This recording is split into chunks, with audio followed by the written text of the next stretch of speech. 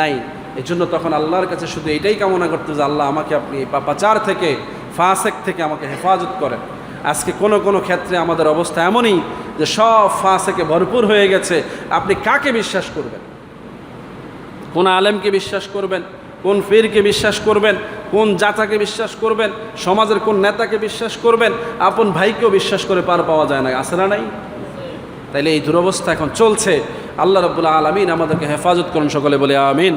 এবং দুনিয়ার জিন্দেগিতে আমরা যা কিছু নাকামল করব, এর প্রত্যেকটার বিনিময় যেন আমরা উপলব্ধি করতে পারি, আল্লাহ সেই রকম মেধা, যোগ্যতা আল্লাহ আমাদেরকে দান করুন, সকলে বলে আমিন। ওয়া তৌফিক ইল্লা বিল্লাহ। আসসালামু আলাইকুম ওয়া রাহমাতুল্লাহি ওয়া বারাকাতুহু। কেন বলছি ভাইয়েরা, আজকে আমাদের যুব সমাজ, আমাদের মুরব্বীরা, এমনকি আমাদের আলেমরা পর্যন্ত ভাবতে শুরু করেছে যে কোনো একটা দলের সাথে না থাকলে তো আর হয় না, কোনো একটা সমাজের সাথে না থাকলে তো আর হয় না, অমক ফেরকার সাথে না থাকলে তো আর হয় না, অমক পীরের সাথে না থাকলে তো আর হয় না, সমাজে সবার লগে তালমিল চালাইয়া যাইতে না পারলে তো আর হয় না। এগুলো তো দরকার, তাই না? কি বলেন, মনে করছে না? অথচ ফিতনার যুগে ঈমান বাঁচানোটা সবচেয়ে বেশি জরুরি। ঈমানের স্বার্থে আপনি যাবেন যেখানেই যাবেন, কি বলেন, ঠিক না? অথচ আপনি যাচ্ছেন সামাজিকতার কারণে, যাচ্ছেন ক্ষমতার কারণে, যাচ্ছেন ব্যবসার কারণে, যাচ্ছেন আপনার ব্যক্তিগত প্রভাব প্রতিপত্তির কারণে। অথচ এইসব কারণে এই যুগটাকে রসুল বলছেন তুমি সমাজ ছেড়ে দাও, নামাজ ছেড়ে দাও। নামাজ ছেড়ে দাও মানে জামাত থেকে আলাদা হয়ে যাও। যদি ইমানই না বাঁচে জামাতে যায় লাভ হবে কি? আপনি হয়তো ভাবছেন হুজুর জামাতে নামাজ পড়লে তো নামাজ হয়ে যায়। হয়ে যায় কার হয়ে যায়? যার উপযুক্ত ইমাম আছে তার হয়ে যায়। কথা বুঝতেছেন? যার উপযুক্ত ইমাম নাই তার জামাত হয় কেমনে? ইমাম ছাড়া কি জামাত হয়? তাহলে ইমাম উপযুক্ত হতে হবে, সেই উপযুক্ত ইমাম বুঝতে হবে আপনাকে, না আরেকজনে বুঝবে? কথা বুঝেন নাই? ধরেন এই মসজিদে 900 মুসল্লি জমায়েত হলো জুমাতে, আমি ইমাম সাহেব, সবাই চিন্তা করতেছে যাক ইমাম একজন তো আছে, এটা কমিটি বুঝবো। কে বুঝবো? কমিটি বুঝবো। তাহলে আপনার উপায় কি? আপনি কার পেছনে ইক্তেদা করছেন? এটা কি কমিটির ইক্তেদা হইল না, না ইমামের ইক্তেদা হইল? কই, আপনি তো চিন্তা করছেন ইমাম কেমন, এটা কমিটি বুঝলেই হবে। তাহলে ইক্তেদা করলেন কার? কমিটির ইক্তেদা করলেন। আপনি ভুল বুঝতেছেন কেন? কমিটি ডিসাইড করেছে ইমাম ভালো, আপনি এটাই মেনে নিয়েছেন। আপনি নিজে কখনো জানতেই চান না ইমাম কেমন। তাহলে বোঝা গেল আপনি ইক্তেদা কমিটিকে করেছেন, ইমামকে না।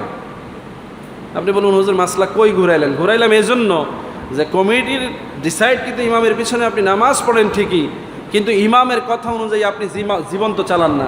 তাহলে কমিটির ডিসাইড করে ইমামকে তো আপনি সমাজে মানলেন না, মানলেন শুধু নামাজে, সমাজে মানলেন না। তাহলে নামাজের জন্য শুধু ইমাম ডিসাইড করেছেন, এটা কমিটির এখতিয়ার। আর যদি আপনি ইমামকে ইমাম মনে করতেন তাহলে সমাজেও ইমামের কথা মানতেন, আপনি পরিবারে ইমামের কথা মানতেন, ইসলামের ক্ষেত্রে ইমামের কথা মানতেন, সব ব্যাপারে আপনি ইমামের কথার গুরুত্ব দিতেন। কি বলেন, ঠিক না? এটাকে বলে ইক্তেদা। শুধু নামাজে দাঁড়িয়ে নামাজের ইক্তেদা করাকে ইমামতি বলে না।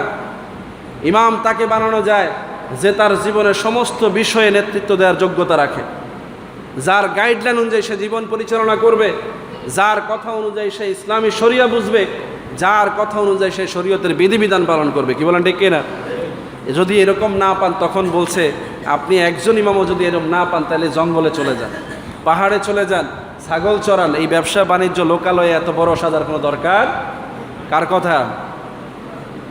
নবীর কথা। কার কথা? রসুলের নিজের জবানের কথা, মানে আল্লাহর কথা।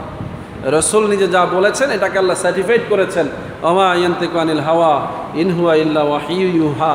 আমার নবী তো নিজ থেকে কিছুই বলেন না, আমি যা ওহী করি তিনি তাই বলেন, বলি সুবহানাল্লাহ। তো ওহী একটা হচ্ছে ওহিয়ে মাতলু, সেটা হচ্ছে কোরআনুল কারীম, আল্লাহর নিজের কথা।